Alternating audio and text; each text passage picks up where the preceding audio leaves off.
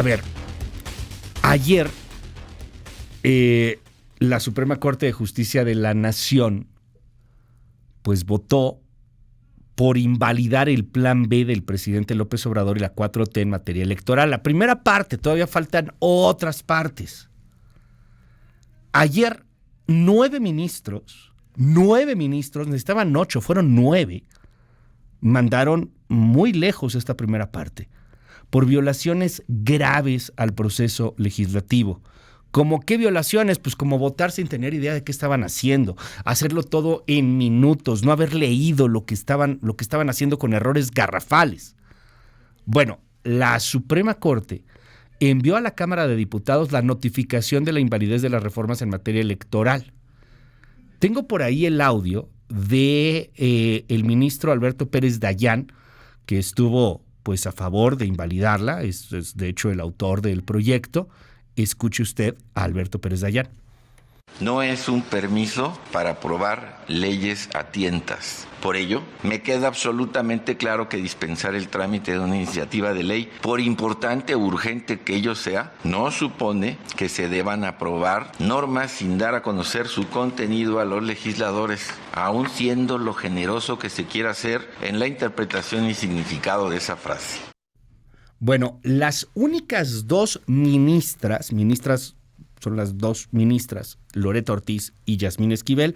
Loreto Ortiz, pues muy del perfil de la Cuarta Transformación, y Yasmín Esquivel, bueno, pues últimamente en medio de este escándalo de los plagios de la tesis, fueron las dos únicas que votaron por mantener esta primera parte del plan B de la reforma electoral, y así justificaban sus votos en la Corte.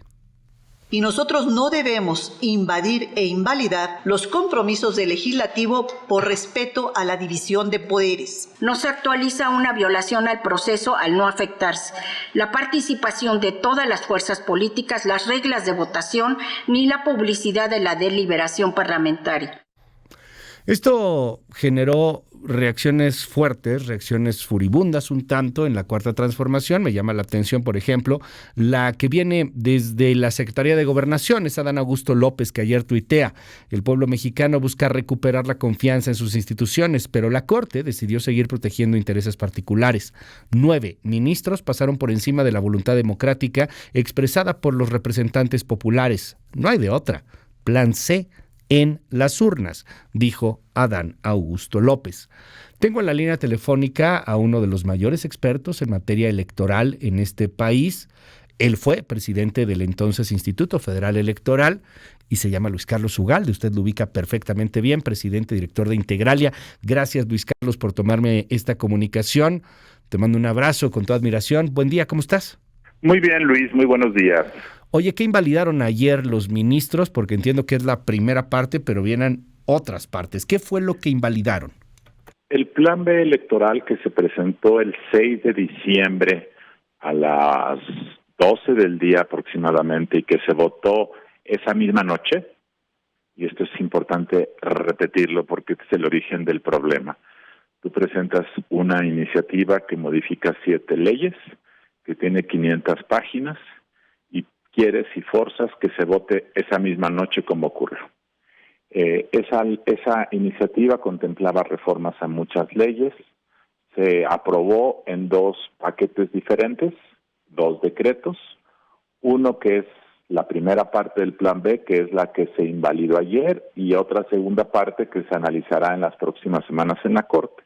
Esto que ayer se invalidó contemplaba cambios a la ley de comunicación social y a la ley de responsabilidades administrativas de los servidores públicos, y básicamente el tema de fondo de lo que ayer se invalidó es que le quitaba el bozal a los servidores públicos en materia de propaganda política. Eso es, les quitaba las restricciones para que puedan opinar durante elecciones.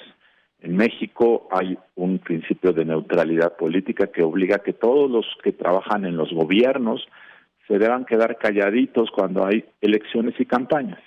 Y esta ley lo que proponía es quitar esa restricción. Eso, digamos, que es lo más importante de lo que ayer se invalidó. Pero creo que en el fondo lo importante es que se invalidó el mecanismo atropellado para aprobar leyes, porque no se entró al fondo, sino que simplemente dijo, Cuando tú apruebas una ley a trompicones, sin respetar los procedimientos, sin permitir la discusión, sin permitir que se lea una iniciativa, sin que se analice en el sistema de comisiones que tiene el Congreso, esa ley no cumple el principio de deliberación democrática y por lo tanto es totalmente inconstitucional el procedimiento y se debe invalidar.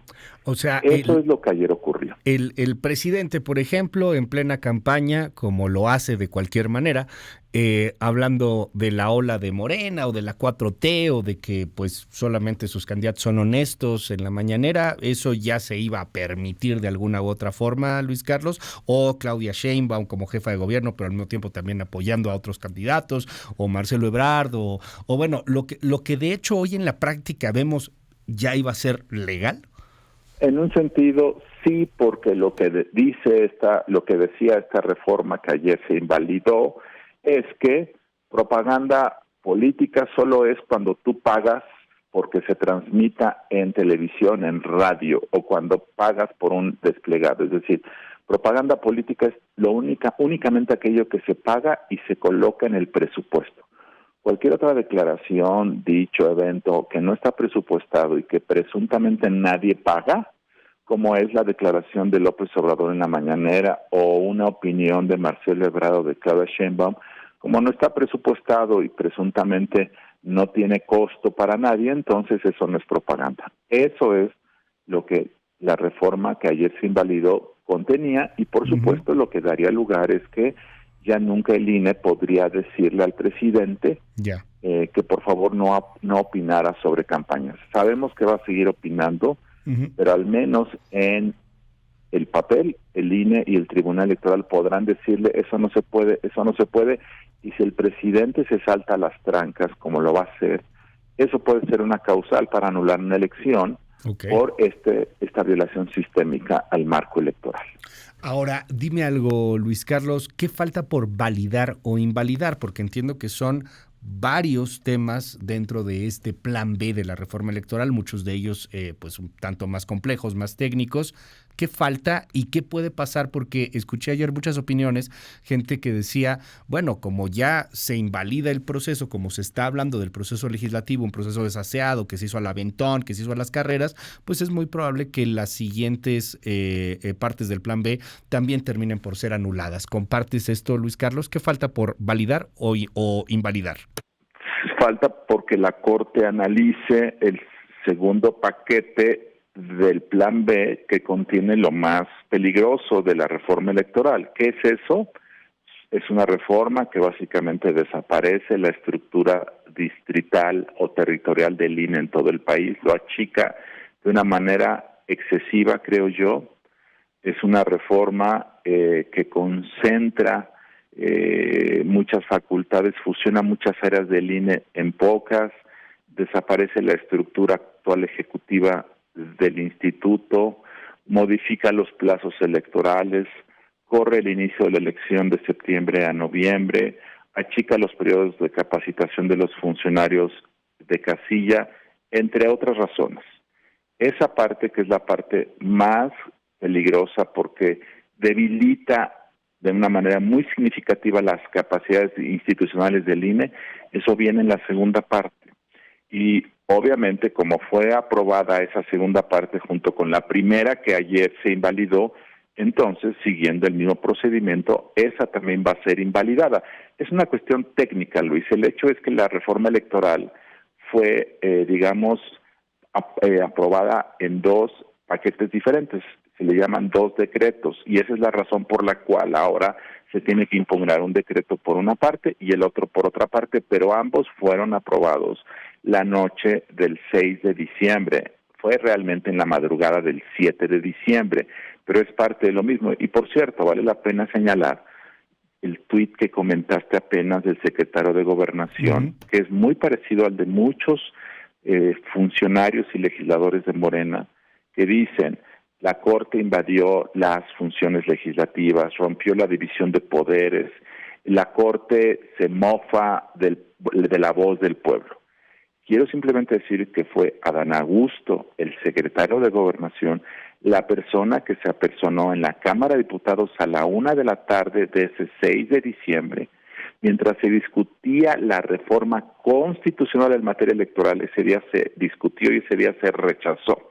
Fue esa otra gobernación del enviado de López Obrador quien entregó y quien seguramente operó y forzó para que Morena dispensara trámites, forzara la maquinaria y se votara esa noche sin que nadie la hubiera leído. Entonces, el responsable de esto son las prisas por querer dar gusto a López Obrador de que ese mismo día quería que se votara. ¿Y por qué quería que se votara? ¿Cuál era la urgencia? ¿Por qué tenía que ser el 6 de diciembre el día que se presente y se vote en lugar de abrir un proceso legislativo? Vaya, la reforma se pudo haber aprobado en febrero o en marzo, después de 6, 7 semanas de ser discutida. ¿Por qué no? Yo creo que fue simplemente porque ese día se iba a rechazar la reforma constitucional electoral de López Obrador, el Plan A, y el presidente, como lo ha hecho en muchas ocasiones, no quiere dar la impresión de que perdió, quiere dar la impresión de que él manda, de que se hace lo que a él le place, y por lo tanto forzó la maquinaria para que la prensa al día siguiente, como efectivamente ocurrió, dijera: se aprueba el Plan B, es decir, López Obrador gana, es decir, López Obrador hace lo que quiere. Yo creo que ese capricho del presidente, que se vio también reflejado en el Viernes Negro de hace 10 días, en donde 20 dictámenes se aprobaron en la madrugada en el Senado, también violentando el proceso legislativo, es lo que hace que las leyes nazcan mal y que después mueren en la Suprema Corte. Luis Carlos, dime algo, te perdí por un momento, perdón. Luis Carlos, a ver, en este asunto del Plan C, del cual también habla Adán Augusto López, y del cual hablan los gobernadores de Morena, y del cual habla la 4T, hay un asunto que preocupa a una parte de la oposición, a una parte también del anti-López Obradorismo. ¿Dentro del Plan C podría haber alguna violación electoral? Me llama la atención que la hipótesis, lo que ellos están planteando es lograr tener tantos votos que controlen el Congreso y que para la siguiente legislatura, es decir, 2024, para septiembre del 2024, tengan la mayoría absoluta, ¿no? Cosa que francamente hoy se ve muy complicada. Pero detrás del Plan C, ¿hay un asunto retórico o tú con el análisis que tienes ves algo mucho más profundo, Luis Carlos? Mira, el Plan C lo que demuestra son 3 cosas, creo yo. Uno es una aspiración democrática legítima de que necesitamos la mayoría para hacer el cambio verdadero. Esto, por cierto, lo hizo el PAN, me acuerdo, en 2003, al terminar el primer trienio de Fox, si bien recuerdo, en donde dijo: quítale el freno al cambio, básicamente diciendo: danos la mayoría para ahora sí nosotros poder gobernar. Entonces esta es la misma retórica: los conservadores nos bloquean desde la Corte, no nos dejan hacer nuestras cosas, dame la mayoría constitucional para que ahora sí llame al poder constituyente y modifique y cambie la Constitución, digamos. Eso me parece, pues está bien. Pero lo que está mal es el segundo punto que te quiero comentar, que es que para lograrlo, el presidente se va a meter a hacer campaña. Y al hacer campaña, va a distorsionar las condiciones de la competencia, va a violar la ley electoral, y el gobierno en su conjunto y los gobernadores de Morena se van a meter.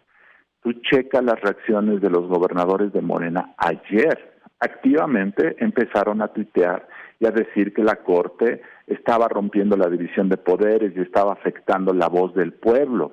Los gobernadores se van a involucrar en esto y eso es muy grave, porque se van a poner a hacer campaña. Y lo tercero que te diría que me preocupa mucho es la falta de claridad sobre el concepto del Estado democrático de derecho. Lo que ayer dijo Adán Augusto López y lo que dijo Ignacio Mier, coordinador de los diputados de Morena, y lo que dice López Obrador en general, es que el pueblo manda. Y entonces, si el pueblo manda, no puede haber restricciones a ese mandato. Es decir, es el principio de la tiranía de la mayoría. Y la tiranía de la mayoría es lo que te lleva a las dictaduras. Porque bajo el argumento de que el pueblo está contigo y que el pueblo te pidió hacer reformas, los gobiernos se vuelven dictatoriales. Y esa tiranía de la mayoría, que es lo que está detrás de esta argumentación política de que la Corte no debe meterse, es una falta de entendimiento que los estados democráticos de derecho, efectivamente, en ellos el pueblo manda, pero tiene que estar sujeto a restricciones. Primero, respetar la Constitución, y segundo, respetar los derechos de mayorías y de minorías. No es quien tiene más votos se agandalla todo, no. Hay reglas. Y ese es el tema que me preocupa, de que hay una falta de entendimiento o hay una tergiversación de los hechos para decir, cuando a mí mi mayoría quiere algo, se debe poder, pase lo que pase. Y esa visión política es muy preocupante, Luis.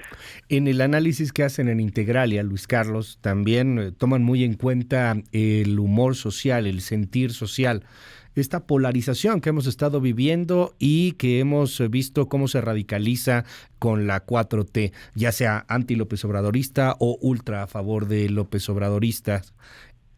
¿Qué puede pasar socialmente hablando? Ayer veía estas protestas, estas manifestaciones que se están empezando a dar fuera de la Corte, todavía parecen pues un poco sin tanta gente, todavía se sienten un tanto descafeinadas, por decirlo de alguna manera, pero no sé, un presidente que de repente convoque a una marcha contra la Corte, a llenar el Zócalo contra la ministra Piña, ¿qué puedes ver en ese sentido? ¿Qué puede pasar socialmente hablando, Luis Carlos? Lo que va a pasar, y es muy preocupante, es la movilización en contra de la Corte, la manipulación de que la Corte es una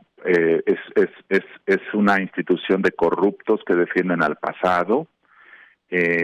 Claramente esto te puede llevar a algunas agresiones, pero en realidad lo que me preocupa es que lo que está detrás es tratar de desacreditar una institución muy importante del país, y tratar de usar el 2024 para derribarla, para destruirla, y tratar de forzar que el nuevo gobierno, sea de quien sea, si gana Morena, obviamente, trate de hacer del gobierno el intento para quitar a la Corte, para cambiar su composición, para reducir sus atribuciones, para capturar a la Corte. Ese es el problema. Difícilmente Morena tendrá los votos para lograrlo en 2024, pero el intento, la desacreditación, el socavar a la institución es muy preocupante, porque es lo mismo que trató de ocurrir y está ocurriendo con el INE, con el Tribunal Electoral, con los órganos autónomos. Es el derribar el sistema de pesos y contrapesos. Eso es bajo el argumento de que el pueblo manda y de que tú representas al pueblo, pues entonces dices, yo quiero hacer lo que quiere. Cualquiera que me diga que no es enemigo del pueblo y hay que destruirlo. Ese es el inicio del proceso de descomposición que te lleva a la tiranía de la mayoría. Eso es lo que está detrás de esto, y no estamos ahí todavía, no, pero es un proceso gradual que si no se detiene, que si no se combate, en algunos años puede convertirse en una realidad, Luis. Vamos a seguir de cerca el tema. Gracias, Luis Carlos Ugalde, por estos minutos aquí en MBS, y estamos al habla, si nos permites, Luis Carlos. Qué preocupante esto último que nos dices, francamente. Claro que sí, Luis. Muy buenos días. Gracias, buenos días. Es el director general de Integralia, expresidente del Instituto Federal Electoral, Luis Carlos Ugalde.